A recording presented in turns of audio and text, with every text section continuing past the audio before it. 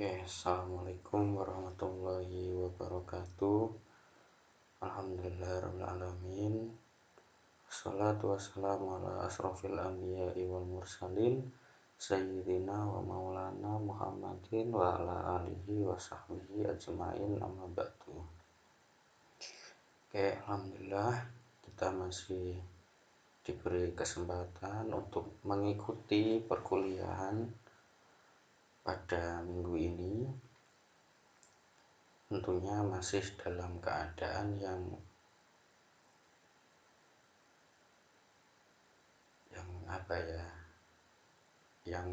serba terbatas ini. Nah, terbatasnya kita nggak bisa kuliah tatap muka karena adanya pandemi yang belum juga mereda. Jadi kita sama-sama berdoa agar pandemi ini segera berakhir supaya kita bisa kembali beraktivitas secara normal.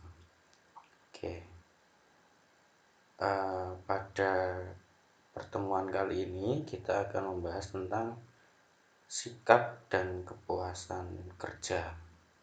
Nah, saya tahu kalau kalian ini bosen kuliah seperti ini, bosen selalu daring lagi. Nah, ini supaya tidak bosan, makanya minggu kemarin saya sengaja tidak upload video karena materi khususnya di materi-materi manajemen itu cenderung membosankan karena kita itu dituntut untuk selalu membayangkan saja, sebatas membayangkan sikap dan kepuasan kerja, motivasi itu seperti apa. Makanya minggu kemarin waktu bab motivasi itu tidak sengaja saya tidak upload video biar kalian bisa membayangkan sendiri aja. Kalau saya terus-terusan upload nanti juga akan bosen gitu ya, dengar suara saya itu bosen, apalagi saya yang bikin seperti ini juga kadang-kadang jenuh gitu. Nah, nggak apa-apa, sekali-sekali bisa keluar rumah, bisa cari angin, tapi tetap jaga kesehatan. Langsung saja kita mulai kuliah hari ini. Bismillahirrahmanirrahim. Nah, pada kali ini, minggu ini kita akan membahas sikap dan kepuasan kerja. Nah, apa itu sikap, apa itu kepuasan kerja, dan apa nanti yang akan mempengaruhi kepuasan itu, kepuasan kerja? Apakah kinerja yang akan dipengaruhi oleh kepuasan kerja, ataukah kenyamanan atau job satisfaction sendiri? Nah, kepuasan kerja itu kalau di dalam buku berbahasa Inggris itu namanya job satisfaction. Bisa dicatat nanti ya, kalau sekiranya penting bisa dicatat, kalau bisa diingat-ingat atau bisa dipahami sendiri nggak perlu dicatat juga nggak apa-apa. Kita mulai. Yang pertama tentang sikap. Nah, sikap itu, yang dimaksud sikap itu adalah pernyataan evaluatif baik menyenangkan maupun tidak menyenangkan mengenai objek, orang, atau suatu peristiwa. Nah, jadi kita merespon suatu peristiwa itu bisa senang atau bisa tidak menyenangkan. Nah, gitu. Bisa mengenai objek, makanya kita nggak suka soto, makanya kita nggak makan soto. Sikapnya kita nggak makan soto. Nah, maupun dengan orang. Nah, saya nggak suka sama si A nih, makanya saya nggak berteman sama si A. Atau suatu peristiwa, kalau biasanya ini kita kaitkan dengan seperti trauma. Nah, saya nggak suka ngebut nanti kalau saya terjadi peristiwa kecelakaan. Nah, itu makanya itu namanya sikap. Sikapnya kita hati-hati dalam berkendara, sikapnya kita nggak agak menjaga jarak dengan seseorang. Gitu ya. Komponen sikap, komponen utama sikap itu ada 3. Yang pertama komponen kognitif, afektif, dan perilaku. Nah, nanti masing-masing ini silahkan dicari sendiri definisinya secara literatur. Nah, ketiga ini, nah, tugas saya adalah memberikan pengertian tentang ketiga ini secara simpel, secara sederhana saja. Oke, berarti kita lanjut. Komponen kognitif, afektif, dan perilaku. Nah, ini simpelnya itu seperti ini. Kognitif, afektif, dan perilaku itu sikap yang saling berhubungan. Kognitif saling berhubungan dengan afektif, afektif saling berhubungan dengan perilaku, bahkan kognitif saling berhubungan dengan perilaku.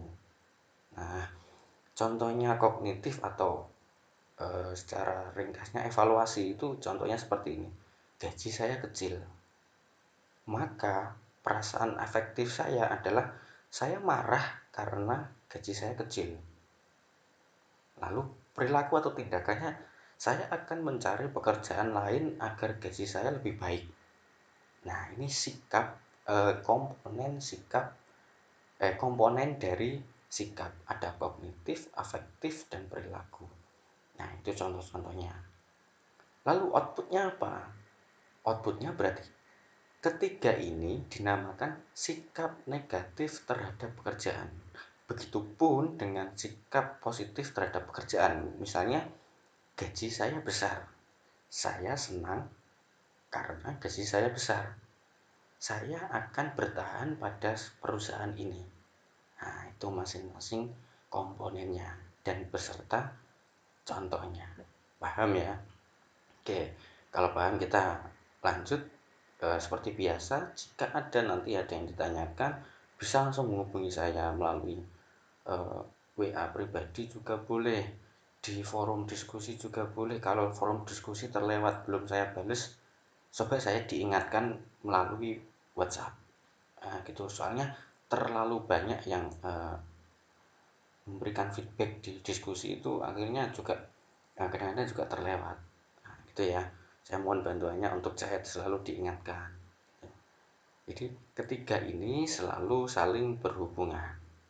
Oke, yang lanjut, yang berikutnya.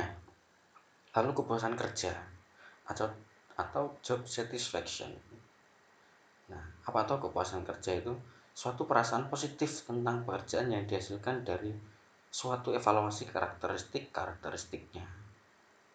Nah, kalau melalui literatur memang bahasanya atau pengertiannya itu rumit.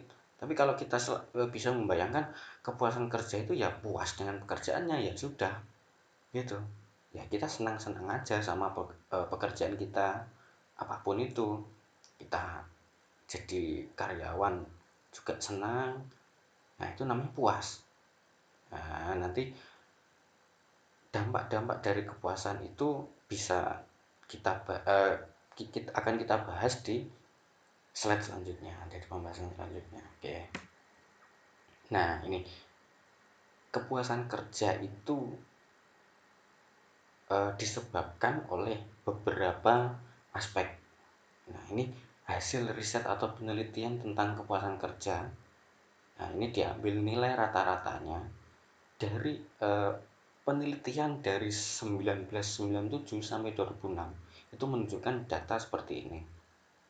Nah, bisa kita lihat pekerjaan itu sendiri, gaji, promosi, pengawasan rekan kerja itu menjadi suatu aspek yang mendukung seseorang itu merasakan kepuasan kerja. Nah, pekerjaan itu sendiri, maksudnya contohnya itu orang kalau suka menjadi supervisor, ya sudah, dia puas. Nah, itu hasil penelitian menunjukkan skor 78. Lalu gaji, eh, ternyata gaji bukan yang utama ya. Padahal kebanyakan orang itu juga memikirkan kalau gajinya, mungkin di pembahasan ini percuma gaji besar kalau pekerjaan itu nggak bikin kita nyaman. Contohnya rekan kerja. Nah, makanya rekan kerja dan gaji ini nilainya lebih besar dengan rekan kerja. Nah, itu akan mempengaruhi lingkungan kerja kita. Nah, buat apa gaji besar kalau rekan kerja atau lingkungan kerja ini nggak mendukung kita? Ya, kita nggak puas dengan kerja itu. Ya, itu ya. Jadi gaji itu bukan segala-galanya, tapi disusul dengan pengawasan, lalu promosi. Nah, gitu. Nah, keseluruhan ini mencakup berbagai aspek ini. Nah, 1978 2002 ternyata promosi juga bukan suatu aspek yang mendukung kepuasan kerja. Nah, promosi maksudnya promosi dalam hal ini adalah promosi jabatan itu ya. Jadi eh, dinaikkan level jabatannya. Oke, semoga paham ya. Lalu jadi nanti kalau waktu ujian eh, hasil riset tentang kepuasan kerja apa saja, nah itu nanti kalian bisa menjawab pekerjaan itu sendiri, gaji, promosi karyawan, promosi, pengawasan dan rekan kerja, atau keseluruhan dari beberapa aspek ini. Nah gitu ya, maksudnya seperti itu. Oke, yang berikutnya, dampak kepuasan kerja. Ini saya ambil 3, sebenarnya juga banyak sekali dampak dari kepuasan kerja. Nah, yang pertama, kepuasan kerja itu berdampak pada kinerja karyawan. Kalau orang puas dengan kerjanya, dengan pekerjaannya, maka kinerjanya juga akan baik. Nah, ini menurut penelitian dari Judge dan Thoresen tahun 2001. Nah, ini menurut jurnal ya. Lalu yang kedua, orang yang puas dengan pekerjaannya akan berdampak pada organizational citizenship behavior. Nah, organizational citizenship behavior itu atau disingkat OCB itu diartikan sebagai perilaku kewarganegaraan, atau maksudnya kalau kita contohkan seperti ini. OCB itu adalah suatu sikap yang di luar dari job deskripsinya. Contohnya seperti ini. Jika si A sudah selesai mengerjakan tugasnya sesuai job deskripsinya sudah selesai, dia akan membantu si B untuk menyelesaikan job deskripsinya si B. Jadi di luar dari job deskripsinya itu dikerjakan secara ikhlas. Nah, itu namanya OCB atau Organizational Citizenship Behavior. Nah, ini menurut Hoffman, BC, Blair, dan Myriad tahun 2007. Penelitiannya seperti itu, menunjukkan jika orang puas dengan pekerjaannya, maka dia akan melakukan OCB. Oke. Terus yang terakhir, orang yang memiliki kepuasan kerja, dia akan sedikit mempengaruhi perputaran pekerja. Atau orang yang memiliki kepuasan kerja, dia akan sedikit mengalami perputaran kerja. Nah, perputaran kerja itu maksudnya dalam suatu organisasi itu biasanya kan ada orang yang pindah gitu. Pindah dari suatu perusahaan ke perusahaan lain. Nah, itu namanya perputaran pekerja. Jadi, orang yang memiliki kepuasan kerja itu sangat tidak mungkin untuk melakukan perputaran kerja atau keluar dari pekerjaannya. Nah, atau kalau dalam bahasa Inggris kita mengartikan turnover. Nah, dalam penelitiannya, Holtom dan kawan-kawan ini menunjukkan bahwa kepuasan kerja itu sangat meminimalisir terjadinya perputaran pekerja. Nah, gitu. Jadi kesempatan untuk keluar itu enggak. Nah, enggak lah, saya sudah nyaman di sini, ngapain keluar. Nah, itu ya. Itu menurut jurnal yang 2012 ini. Oke. Yang berikutnya, oh sudah selesai. Oke, mungkin itu saja dari saya. Mungkin ada yang belum dimengerti, bisa ditanyakan. Kalau ingin menambahkan silahkan,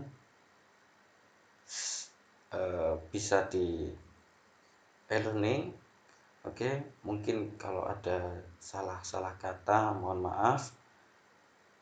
Jika dirasa ada yang kurang nanti boleh ditambahkan ya. Oke, akhirul kalam, wallahul muwaffiq ila aqwamit thoriq. Wassalamualaikum warahmatullahi wabarakatuh.